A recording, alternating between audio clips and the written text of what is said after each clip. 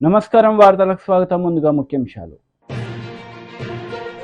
AP విద్యాశాఖ మంత్రి Botsa Satyanarayana press meet, పలు అంశాలపై వివరణ.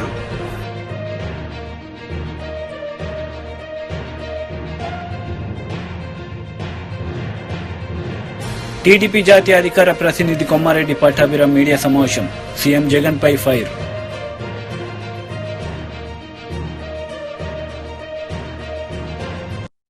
రాష్ట్ర ప్రభుత్వ నిబంధనలు తుంగలో తొక్కుతూ ప్రైవేట్ కళాశాలలు ఇష్టారాజ్యంగా సెలవు రోజుల్లో తరగతులు నిర్వహించడం దుర్మార్గమైన చర్య అని ఎస్ఎఫ్ఐ తెలంగాణ రాష్ట్ర కమిటీ సభ్యులు రమేష్ తీవ్రస్థాయి విరుచుకుపడ్డారు. సంగారెడ్డి జిల్లా పటాన్చెరు మండలం రుద్రారం గ్రామ పరిధిలోని చైతన్య ఇంటర్మీడియట్ కళాశాలలో ప్రభుత్వం సెలవులు ప్రకటించినప్పటికీ ప్రభుత్వ నిబంధనలకు విరుద్ధముగా తరగతులు నిర్వహించడంపై విద్యార్థి సంఘాలు ఆందోళన వ్యక్తం చేశాయి. ఎస్ఎఫ్ఐ, డివైఎఫ్ఐ విద్యార్థి సంఘాల నాయకులు కళాశాల ప్రాంగణంలో నిరసనకు దిగారు. సందర్భంగా ఎస్ఎఫ్ఐ రాష్ట్ర కమిటీ సభ్యులు రమేష్, డివైఎఫ్ఐ సంగారెడ్డి జిల్లా కార్యదర్శి అనిల్ మాట్లాడుతూ తెలంగాణ రాష్ట్ర ఇంటర్మీడియట్ బోర్డు సెలవుల్లో ఎలాంటి తరగతులు నిర్వహించకూడదని ఉత్తర్వులు జారీ చేసినప్పటికీ ప్రైవేట్ కళాశాలల్లో ప్రభుత్వ నిబంధనలను బేఖాతరు చేస్తున్నారని ఆరోపించారు. ప్రభుత్వం స్పందించి విద్యార్థులను ఒత్తిడికి గురి చేస్తూ వారి జీవితాలతో చెలగాటమాడుతున్న కార్పొరేట్ కళాశాలలపై చర్యలు తీసుకోవాలని డిమాండ్ చేశారు. జిల్లా కార్యదర్శి అయితే ఈరోజు సంగారెడ్డిలో ఉన్నటువంటి రుద్రారంలో ఉన్నటువంటి చైతన్య కళాశాలలో ఏదైతే ఫస్ట్ ఇయర్ కంప్లీట్ చేసుకుని వెళ్ళిపోయిన విద్యార్థులకు తరగతి గదులు నిర్వహిస్తున్నారు. ఆల్రెడీ బోర్డ్ ఆఫ్ ఇంటర్మీడియట్ ఒక నెల రోజుల కింద ఒక సర్క్యులర్ జారీ చేసింది.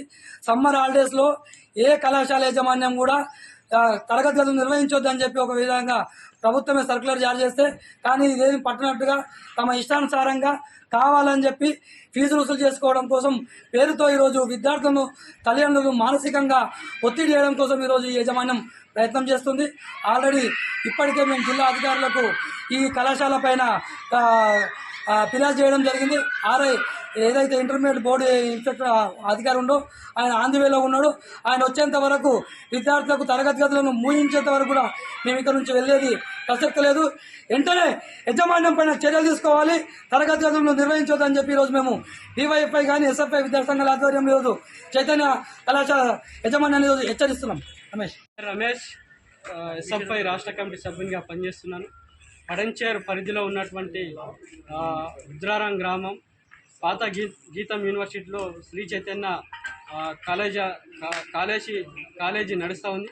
ఈ కాలేజీకి సంబంధించినటువంటిది గతంలో మనం కూడా పర్మిషన్ లేదని చెప్పాము.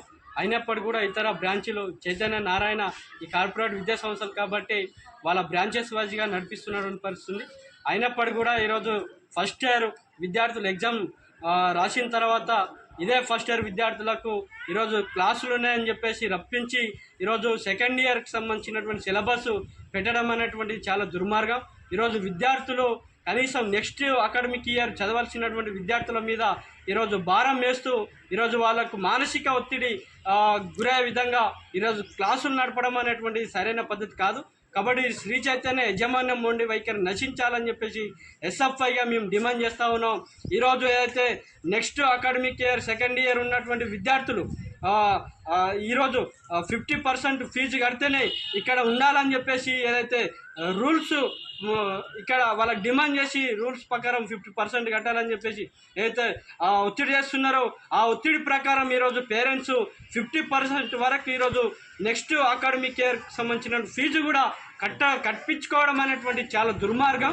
కాబట్టి నెక్స్ట్ సెకండ్ ఇయర్ చదవబోయే విద్యార్థులకు ఇంత ఒత్తిడి చేస్తున్నప్పటికీ కూడా ఈ ఆర్ఐఓ ఇంటర్మీడియట్ బోర్డ్ ఆఫ్ సంబంధించినటువంటి వాళ్ళు కావచ్చు, ఈ జిల్లా అధికారులు ఆర్ఐఓ సార్ కూడా వస్తామని చెప్పేసి ఇప్పటిదాకా ఆన్ ద వే అని చెప్పేసి చెప్తా ఉన్నారు. కనీసం మన పిల్లలు ఇప్పటికీ అమీన్పూర్ కావచ్చు, ఇక్కడ సంగారెడ్డి కావచ్చు, అనేక చోట్ల కూడా ఈరోజు వాళ్ళ యొక్క సమస్యలు ఫుడ్ బాగాలేదని చెప్పేసి రకరకాల సమస్యలతో బయటకు వస్తున్నటువంటి పరిస్థితి. ఈ ఘటన అమీన్పూర్లో చూసాం. ఇక్కడ కూడా విద్యాశాఖ మంత్రి బొత్స సత్యనారాయణ మీడియా సమావేశం నిర్వహించారు. ఈ సందర్భంగా పలు అంశాలపై ఆయన మాట్లాడారు. ఒక్కో జిల్లాకు కప్పు చెప్పి వాళ్ళతో చేయించమనండి, మార్గదర్శి టీం వేసి మనండి ఉండరు కదా, మార్గదర్శి పనిచేస్తూ ఉండరు కదా, బ్రాంచ్ హ్యాండ్ చేసి మనండి. ఇందుకు ఐఏఎస్ ఆఫీసర్లు, ఐపీఎస్ ఆఫీసర్లు అది చూసుకుంటారు ఒక్కో జిల్లా కింద. చెప్పండి బ్రదర్, చెప్పండి.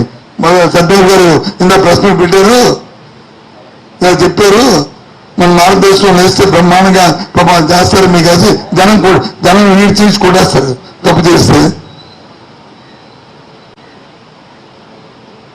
ఎలక్షన్లో ఎలా ఉండదు తెలుసు కదా, ఒక బూత్ తప్పు జరిగితే ఆ ఊళ్ళో టింగ్ ఎలా ఉండదు తెలుసు కదా, వాటిలో ఎలా ఉండదో తెలుసు కదా. దయచేసి చూడమండి, రామండి రకండి ఆడుకుంటే మేముంది. ఇదో వీళ్ళు పట్టుకోగలిగేది అని చెప్పు, మా ఓ 25 మంది 25 మంది 50 మంది ఏంటిది అంటే, మీరు అధికారంలో ఉన్నప్పుడు మీ మీద ఎవరికి బ్రీఫ్ లేదు, అధికారులు మిమ్మల్ని నమ్ముకోలేదు, మీకు అధికారులు మేము నమ్ముకోలేదు. మాకు అందరూ ఉంది రాష్ట్రంలో, ఎక్స్వైజెడ్ లేదు. ఈ రాష్ట్ర ప్రభుత్వం పనిచేసిన అధికారులు అందరూ ప్రభుత్వ అధికారులు అందరూ.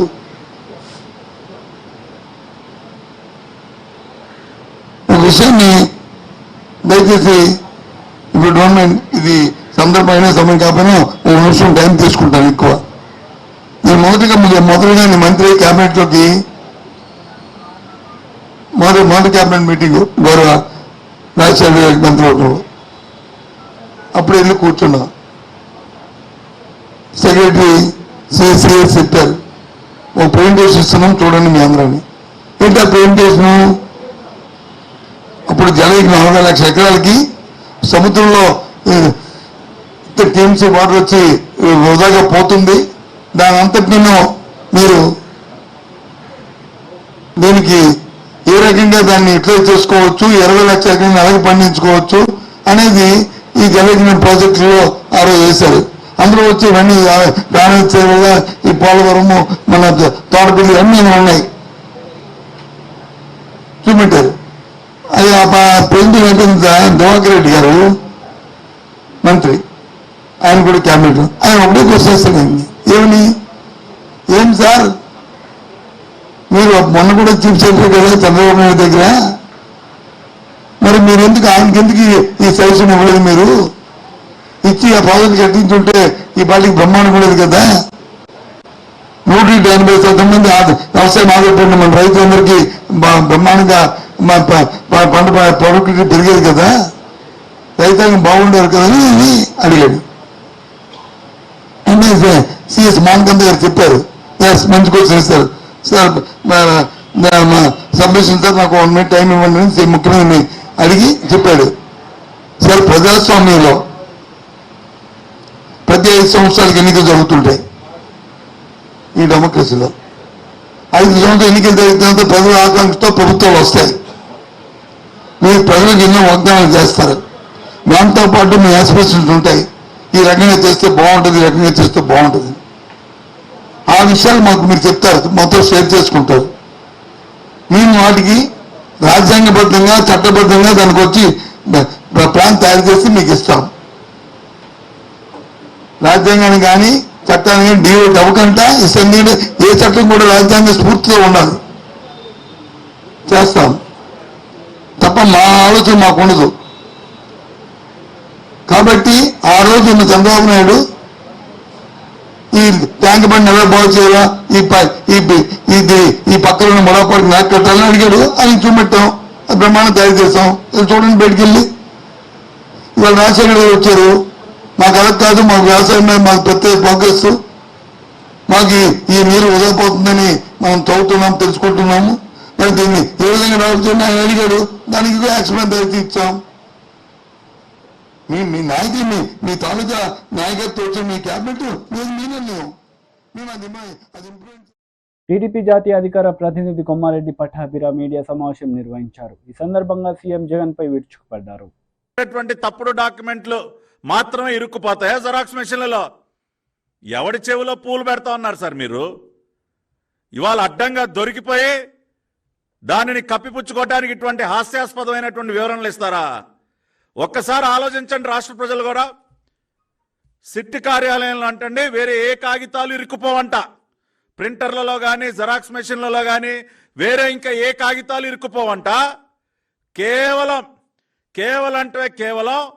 చంద్రబాబు నాయుడు గారి పైన, హెరిటేజ్ పైన మా లోకేష్ బాబు గారి పైన లేదంటే మా పార్టీ నాయకులపైన పెట్టినటువంటి తప్పుడు కేసులకు సంబంధించినటువంటి కాగితాలు మాత్రమే ఇరుక్కుపోతాయి.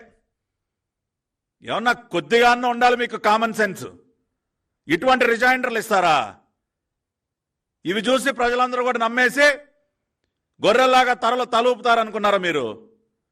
ఈ వివరణను బట్టే అర్థమవుతా ఉంది మీ వాదనలో ఎంత డొల్లతనం ఉందో, మీరు చెప్పేటటువంటి మాటల్లో ఎంత నిజం ఉందో ఈ రిజైండర్ కాపీ చూస్తేనే అర్థమవుతోంది సార్. మీరు చెప్పేటటువంటి వివరణ చూస్తేనే అర్థమవుతోంది మీరు చెప్పే దానిలో ఎంత వాస్తవం ఉందో, ఎంత నిజం ఉందో. కాబట్టి ఇవాళ ఈ వివరణ చూసిన తర్వాత ఇంకా బలంగా నమ్ముతున్నారు ఇవాళ ప్రజలందరూ.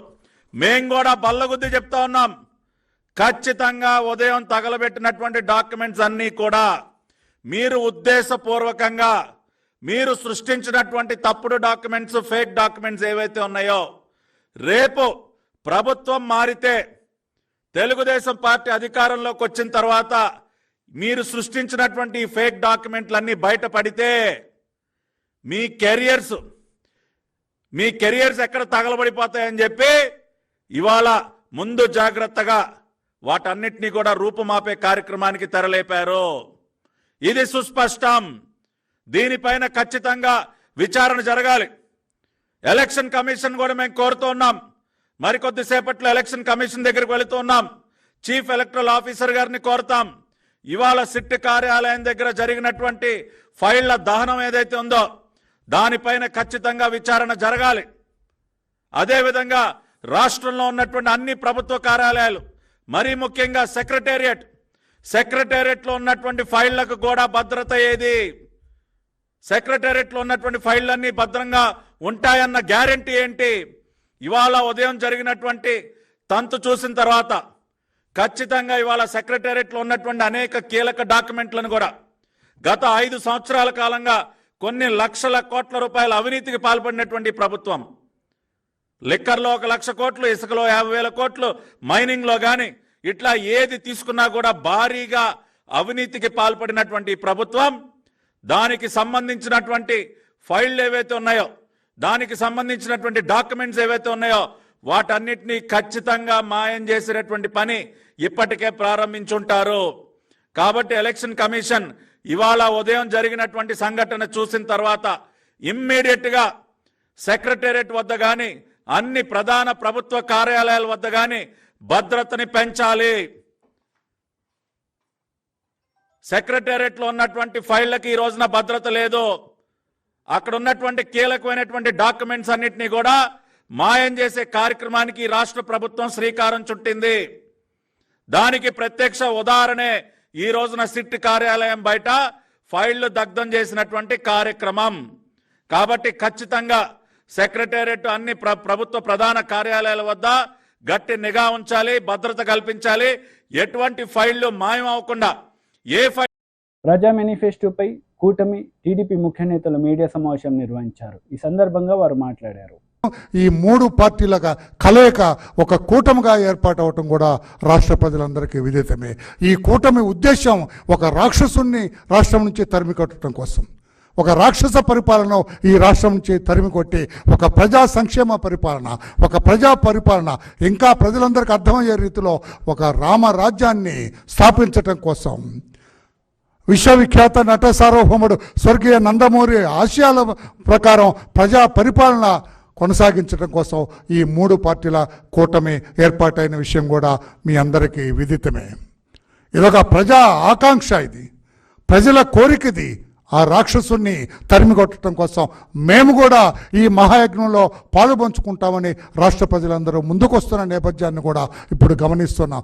ఎక్కడికి కూటమి చంద్రబాబు నాయుడు గారి నాయకత్వంలో కావచ్చు, అటు మేడం పురంధేశ్వరి గారి నాయకత్వంలో కావచ్చు, ఇటు పవన్ కళ్యాణ్ గారి నాయకత్వంలో కూడా ఎక్కడికి వెళ్ళినా కూడా జనం తండోపతండాలుగా వచ్చి మద్దతు పలుకుతున్న నేపథ్యం. అందుకే రాత్రి అధినేత చంద్రబాబు నాయుడు గారు మాకు ఒక ఆదేశం ఇచ్చారు. మన మేనిఫెస్టో ప్రజా మేనిఫెస్టోగా ఉండాలి. ఈ కూటమి మేనిఫెస్టో, బీజేపీ జనసేన కలిసిన ఈ తెలుగుదేశం పార్టీ మేనిఫెస్టో మొత్తం కూడా ప్రజల ఆకాంక్ష నెరవేర్చే మేనిఫెస్టోగా ఉండాలి. ప్రజల కోరికల్ని ప్రతిబింబించే మేనిఫెస్టోగా ఉండాలి, ఒక ప్రజా మేనిఫెస్టోగా ఉండాలి. కనుక ప్రజల దగ్గర నుంచి కూడా మీరు అభిప్రాయాలు సేకరించండి. ఎంతోమంది మేధావులు ఉన్నారు ప్రజల్లో, ఎంతోమంది విజ్ఞానవంతులు ఉన్నారు ప్రజల్లో. ఈ ప్రజాస్వామ్యం గురించి మనకంటే ఎక్కువ తెలిసిన వాళ్ళు కూడా ప్రజల్లో ఉన్నారు. కనుక వారి వారి అభిప్రాయాలు కూడా మీరు తీసుకోండి. అందుకే ఒక టోల్ ఫ్రీ నంబర్ పెట్టండి, వాట్సాప్ నంబర్ ఇది. ఈ నంబర్ కొడితే వాట్సాప్లో మీరు పంపేవన్నీ కూడా రికార్డ్ అయిపోతుంది, మీ వాయిస్ రికార్డ్ అయిపోతుంది. తప్పకుండా దానికి ఒక టీం పెట్టారు ఇక్కడ మా ఆఫీసులో. ఆ మేనిఫెస్టో కమిటీ మీ అభిప్రాయాలను కూడా వాళ్ళు పరిగణలోకి తీసుకుంటారు. అది ఏదైనా ప్రజా ఆమోదమైన అభిప్రాయం, ప్రజలకు ఉపయోగపడే అభిప్రాయం, ప్రజా మేనిఫెస్టోకి ఉపయోగపడే అభిప్రాయాన్ని మీరు వ్యక్తం చేసినట్లయితే దాన్ని అత్యంత గౌరవంగా స్వీకరించడం జరుగుతుందని చెప్పి కూడా తెలియజేస్తూ, అటువంటి ఎక్కడా లేదు భారతదేశంలో. ఈనాడు ఈ కూటమి ఈ రోజున మిమ్మల్ని కోరుతూ ఉన్నది, ప్రజల్ని భాగస్వాములు చేస్తూ ఉన్నది. ప్రజలందరూ కూడా ఇందులో ఇన్వాల్వ్ అవ్వాలి. సెలెక్ట్ చేసుకుని ఎన్నుకున్న తర్వాత ఒక ప్రభుత్వాన్ని ఏర్పాటు చేసి ప్రజలకి ఏది మంచి, ప్రజలకి ఏది అవసరం అని ఆలోచించి చేసేదే ప్రజాస్వామ్యంలో ఒక ప్రజాప్రభుత్వం అవుతుంది. ప్రస్తుతం ఆంధ్ర రాష్ట్రంలో పెద్దలు చెప్పినట్లుగా ఒక రాక్షస క్రీడలాగా ఒక రాక్షస ప్రభుత్వం నడుస్తూ ఉంది.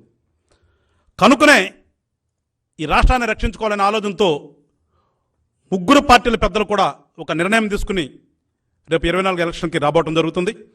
దీనికి గాను ప్రజల చేత ఎన్నుకోబడినటువంటి ప్రభుత్వం ప్రజల కోసమే పనిచేయాలి అనే ఒక ఆలోచనతో ప్రజలకి ఏది అవసరమో ఆ పనులు చేయటం కోసం అని చెప్పేసి ఒక మంచి ఆలోచనతో ఇవాళ మా కూటమి ప్రజా మేనిఫెస్టో అని ఒక వాట్సాప్ నెంబర్ ఒకటి రిలీజ్ చేస్తూ ప్రజల నుంచి వచ్చినటువంటి అత్యధిక శాతం ఏదైతే ఉంటుందో దానినే మేము మేనిఫెస్టోలాగా చేసి మళ్ళా తిరిగి ప్రజలకు మంచి చేయాలనే ఒక మంచి ఆలోచనతో ఇవాళ మా పార్టీ పెద్దలు తీసుకున్నటువంటి నిర్ణయాన్ని ఇవాళ మేమందరం కూడా ఇక్కడ ప్రజలకి వివరించడం జరుగుతుంది, తెలియపరచడం జరుగుతుంది. కనుక ప్రజలందరూ కూడా రాష్ట్ర వ్యాప్తంగా ఉన్నటువంటి వాళ్ళు మీ యొక్క ఆలోచనల్ని ఈ వాట్సాప్ నెంబర్కి మీరు పంపించినట్లయితే దీంట్లో అత్యధిక శాతం తీసుకుని ఖచ్చితంగా మా పెద్దలు కూడా, పార్టీ పెద్దలు కూడా కూర్చుని అవి తిరిగి మళ్ళా మీకు మంచి చేయడానికి ఆలోచన చేస్తామని చెప్పేసి ప్రజలందరికీ తెలియపరుస్తూ, ప్రజలందరూ కూడా ఈ యొక్క యజ్ఞంలో భాగస్వాములు అవ్వాలని చెప్పేసి అందరినీ కూడా కోరుకుంటూ, జై జనసేన, జై తెలుగుదేశం, జై బీజేపీ, జై హింద్. ఆంధ్రప్రదేశ్ తోటే అనేటటువంటి మాటని సుస్పష్టం చేశారు.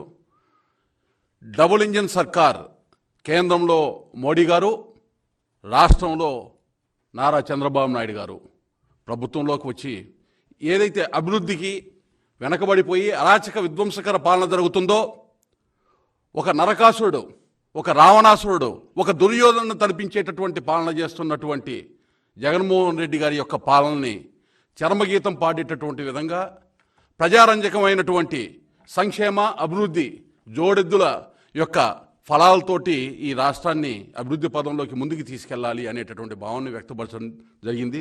దానిలో భాగంగా ఇవాళ ప్రజల యొక్క సమస్యలు, ప్రజల యొక్క బాధలు ఏ అయితే ఉన్నాయో వాటిని ప్రజల వద్దకే వెళ్ళి ప్రజల దగ్గర నుంచి ఆ సమాచారాన్ని సేకరించి ప్రజలకి కావాల్సినటువంటి వాస్తవ అవసరాలు ఏవైతే ఉన్నాయో వాటన్నిటిని తీర్చడానికి ఈ యొక్క కార్యాచరణ తీసుకున్నట్టు మాకైతే అర్థమవుతా ఉంది. ఇందులో ప్రతి ఒక్కరూ కూడా ఆంధ్రప్రదేశ్లో ఉన్నటువంటి పౌరులందరూ కూడా మమేకం అవ్వాలి. ఏదైతే పదే పదే విశ్వసనీయత అని చెప్పేటటువంటి విద్రోహకమైనటువంటి విశ్వాసఘాతకానికి ట్రేడ్ మార్క్ అయినటువంటి జగన్మోహన్ రెడ్డికి బుద్ధి వచ్చేటటువంటి విధంగా రాబోయే ఎన్నికల్లో ప్రజలందరూ కూడా ఆశీర్వదించాలని. సిద్దిపేటలో బీఆర్ఎస్ పార్టీ యూత్ మీటింగ్ నిర్వహించారు. ఈ యూత్ మీటింగ్కి మాజీ మంత్రి హరీష్ రావు హాజరయ్యారు. ఈ సందర్భంగా ఆయన మాట్లాడారు.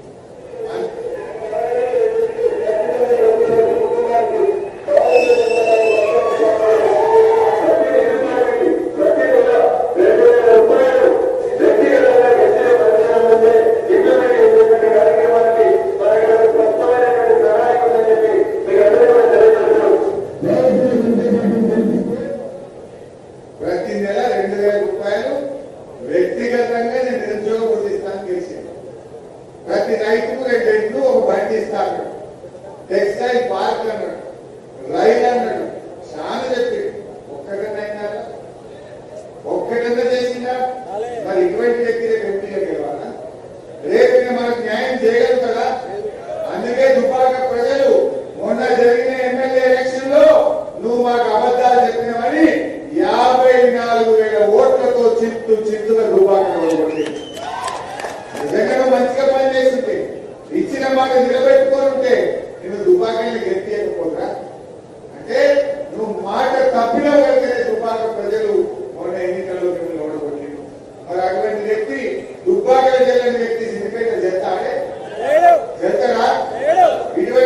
మనం గెలిపిస్తే న్యాయం చేయగలుగుతారా? దయచేసి మీరు చర్చ పెట్టాలి. అయినా బీజేపీ ఏమిచ్చిందే, విదేశాల్లో నల్లధనం చేస్తాం, 15 లక్షలు ఇస్తామన్నారు. పట్టాలి. ఉద్యోగాలు వచ్చినాయి, మరి రఘునందన్ గారు చెప్పిన ఒక్క మాట అమలైనాదే. ఇవన్నీ కూడా మీకు కళ్ళ ముందు ఉన్నాయి. అందువల్ల నేను మా యువత విద్యార్థులతో నేను కోరేది ఒకటి, వాళ్ళు నేను మీ ఊళ్ళలో ఎన్ని దేవాలయాలు కట్టించినా మీకు తెలియదా? మీ ఊళ్ళో అడగండి, పెద్దమ్మ తల్లి దేవాలయం కానీ, ఎల్లమ్మ తల్లి కానీ, బీడప్ప దేవుడు కానీ, మాకాలమ్మ దేవుడు కానీ, చౌడాలమ్మ గారు కానీ, ఏ గుడికైనా ఎప్పుడన్నా పోతే అడిషనల్ కాదని ఒకసారి మీ అమ్మ ప్రతి ఊర్లో తక్కువ 8-10 గుళ్ళు ఇలా నేను సహాయం అందించి ఇలా దేవాలయాలు నిర్మాణం కోనాయపల్లిలో అద్భుతంగా వెంకటేశ్వర స్వామి ఆలయం కట్టించారు. ఎంత అద్భుతంగా కట్టించామో మీకు తెలుసు. అట్లా నర్మెట్లో లక్ష్మీనరసింహ స్వామి ఆలయం కానీ, మన సీతమడకలో ఆంజనేయ స్వామి ఆలయం కానీ, ఇప్పుడు కోమటి చెరువు పక్కన కూడా టీటీడీ నిధులతో అద్భుతమైన వెంకటేశ్వర స్వామి గుడి కోసం కూడా మనం ప్రయత్నం చేస్తాం. ఎన్నో కార్యక్రమాలు చేస్తాం. దేవుడు అందరి వాడు అంతే తప్ప దేవుడు పేరుందే కాదు. మళ్ళీ ఏం చేసింది టీఆర్ఎస్ పార్టీ అంటే మీరు ఎవరైనా చెప్పగలుగుతారు. ఇవాళ సిద్దిపేట జిల్లా అయిందంటే కేసీఆర్ వల్ల అయింది. సిద్దిపేట రైలు వచ్చిందంటే కేసీఆర్ వల్ల, టీఆర్ఎస్ పార్టీ వల్ల అయింది. సిద్దిపేట గోదావరి జలాలు వచ్చినాయి, రంగనాయక సాగర్ రిజర్వాయర్ అయిందంటే టీఆర్ఎస్ పార్టీ వల్ల అయింది. ఇవాళ కాంగ్రెస్ వాళ్ళు, బీజేపీ వాళ్ళు మీరు చేసిన ఒక మంచి పని చెప్పండి చెప్తారా? ఏం చేసిండ్రు? పెట్రోల్ డీజిల్ ధర పెంచిండ్రు, గ్యాస్ సిలిండర్ ధర పెంచిండ్రు, రూపాయి విలువ పడిపోయింది, నిరుద్యోగం పెరిగింది. ఇది తప్ప మీరు చేసింది ఏంటి అని అడుగుతారు. టీఆర్ఎస్ ఏం చేసింది అంటే ఇలా రైతు బంధు ఇచ్చింది, రైతు బీమా ఇచ్చింది, ఇంటింటికి కాలువ ఇచ్చింది, ప్రాజెక్టు కట్టి కాలువల కింద నీళ్లు ఇచ్చింది, కళ్యాణ లక్ష్మి ఇచ్చింది, కేసీఆర్ గిఫ్ట్ ఇచ్చింది, ప్రతి జిల్లాకు ప్రభుత్వం ఎన్నికలు పెట్టింది. కానీ వాళ్ళు చేసింది సోషల్ మీడియాలో ఫేక్ ప్రచారం చేయడం, గోబల్ ప్రచారం చేయడం, విషపూరితమైన అబద్ధాలు చెప్పడం. ఇది తప్ప నిజంగా జరిగింది ఏంటని అడుగుతాం. నిన్నయాలు కొత్త కథ పెట్టిండ్రు, జిల్లాలకు తక్కువ చేస్తారు.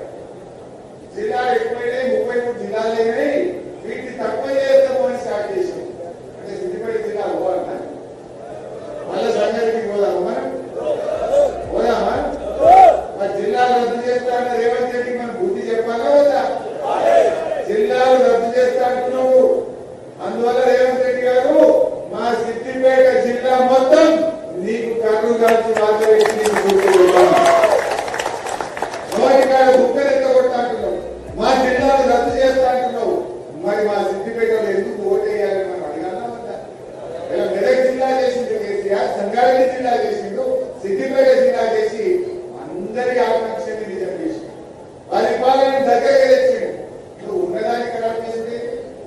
నీకు నీతి నిజాయితీ ఉంటే ఇంకా నువ్వు మాకంటే మంచిగా పనిచేయి. నువ్వు ఆనాడు ఏమన్నావు? 10,000 రైతు బంధు కేసీఆర్ ఇచ్చింది, నేనైతే 15,000 ఇస్తాను. ఇక్కడ ఇచ్చి మాట్లాడు. వాటికి 500 బోనస్ ఇస్తాను. వచ్చిన అది బోనస్ ఒక డ్యూటీపై బోనస్ కూడా వడ్ల బోనస్. ఇప్పుడు యాసంగి వడ్ల BRS leader Manya Krishna press meet నిర్వహించారు. ఈ సందర్భంగా పలు అంశాలపై ఆయన మాట్లాడారు. ఇది రాస్తున్న పత్రికలు 10 లక్షల కాన్వర్జేషన్స్ ఫోన్ ట్యాపింగ్ చేసిండ్రు అని ఇది ఆరోపణ వేసారు. అంటే 10 లక్షల కోసం మళ్ళా ఏమని ఆరోపణ? దీనికోసం వార్ రూమ్స్ ఏర్పాటు చేసిర్రంట. 200 మీటర్స్ రేడియస్లో ఇదేదో ఎక్విప్మెంట్ పెట్టుకుంటేనంట ఈ 10 లక్షల ఫోన్లు అయితే అంట. అంటే మరి 10 లక్షల ఫోన్లు మీరు అంటున్నట్టు రాజకీయ నాయకులది, వ్యాపారవేత్తలది, హవాలా ఆపరేటర్లది, సినీతార్లది ఇవన్నీ చేసిర్రంటే మరి 10 లక్షల ఆఫీసులను కూడా కిరాయికి తీసుకోవాలి కదా. మరి సీజ్ చేసిర్రా? ఎన్ని ఆఫీసులను సీజ్ చేసిర్రు? 200 మీటర్ల రేడియస్లో పెట్టి చేయాలి అని అంటే మీరు అంటున్నట్టు 10 లక్షల ఫోన్ కాన్వర్జేషన్స్ అంటే మరి 10 లక్షల ఆఫీసులను సీజ్ చేసిర్రా? ఇష్టం వచ్చినట్టు ఆరోపణ ఇది. ఇక ఈ స్క్రిప్ట్ని రాహుల్ గాంధీ గారికి అందించారు. అయితే మేము ఏమంటున్నామంటే రాహుల్ గాంధీ గారు చాలా పెద్ద సెల్ఫ్ గోల్ చేశారు. రాహుల్ గాంధీ గారు కేసీఆర్ గారిని జైల్లో వేద్దామనే ప్రయత్నం చేస్తారు కదా. ఫస్ట్ జైలు వేయాలంటే పాపం మరి ఈ పెద్ద మనిషిని జైలు వేయాలి. ఎవరో కాదు, రాహుల్ గాంధీ గారు ఎంపీగా ఉన్నప్పుడు సోనియా గాంధీ గారు యూపీఏ చైర్పర్సన్గా ఉన్నప్పుడు గౌరవనీయులు మాజీ ప్రధానమంత్రి మన్మోహన్ సింగ్ గారు ప్రధాని హోదాలో ఇచ్చిన స్టేట్మెంట్ ఇది. I'm aware of corporates nervous but phone tapping needed. Phone tapping అవసరం అని చెప్పింది. వ్యాపారవేత్తలు భయపడుతున్నారు, కార్పొరేట్స్ భయపడుతున్నారు, కానీ ఫోన్ ట్యాపింగ్ అవసరం అని చెప్పింది అయ్యా రాహుల్ గాంధీ మీ నాయకుడు ప్రధాని, అప్పటి ప్రధాని మన్మోహన్ సింగ్ గారు. చేసిర్రా విచారణ మన్మోహన్ సింగ్ గారిని? చేసిర్రా ఇట్లా బద్నాం మన్మోహన్ సింగ్ గారిని? మాట్లాడిర్రా బహిరంగ సభలలో మన్మోహన్ సింగ్ గారి మీద? నడిపించిర్రా ఇట్లా ఓటీటీ సిరీస్ మన్మోహన్ సింగ్ గారి మీద? PM backs Prime Minister backs phone tapping, says in national interest.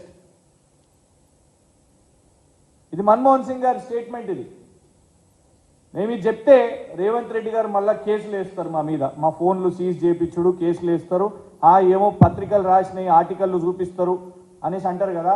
అందుకే ఇవ్వండి వీడియో వినండి. మన్మోహన్ సింగ్ గారు ఎట్లా ఫోన్ ట్యాపింగ్ అవసరమో ఈ దేశానికి ప్రధానమంత్రి హోదాలో మన్మోహన్ సింగ్ గారు ఏం మాట్లాడారో వినండి.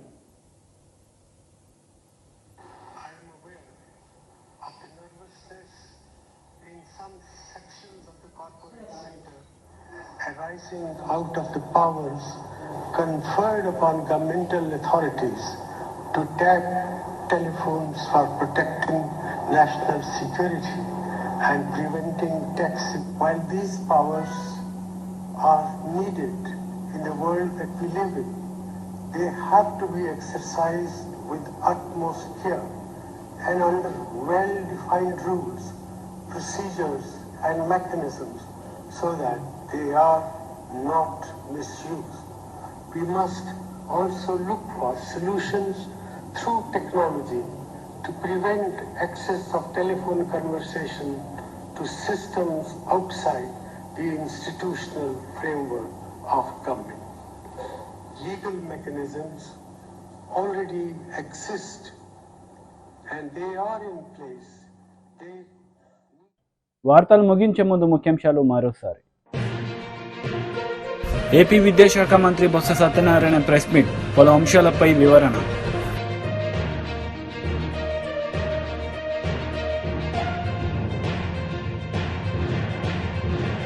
టీడీపీ జాతీయ అధికార ప్రతినిధి కొమ్మారెడ్డి పట్టాభిరామ్ మీడియా సమావేశం, సీఎం జగన్ పై ఫైర్.